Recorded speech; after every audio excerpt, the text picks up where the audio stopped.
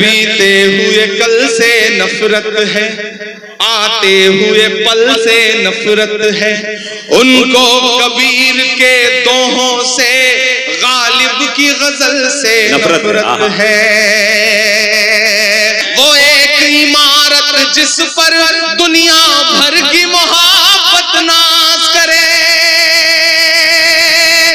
मेरे देश में कुछ बेशर्मों को उस ताजमहल से नफरत है। बेजान सी उन दीवारों में चाहत ही चाहत पाओगे।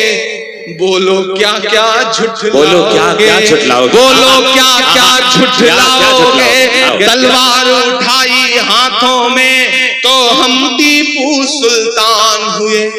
शहनाई छूली होठों से तो हम बिस्मिल्लाह खान हुए। संगीत की बारी आई तो अल्लाह रखा रहमान हुए।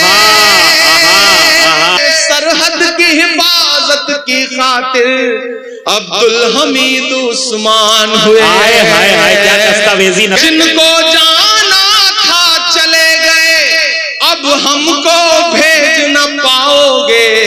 बोलो क्या क्या झुठलाओगे, बोलो क्या क्या जाना था चले गए। जमुना का किनारा अपना है, हर एक नजारा अपना है। वो भूल भुलैया अपनी है, वो कुतुब मीनारा अपना है। टुकड़े टुकड़े की मत सोचो, सारा का सारा अपना है। 15 अगस्त का लाल किला वो भी तो हमारा अपना है। अब प्यार में भी हिंदू मुस्लिम कितना नीचे गिर जाओगे।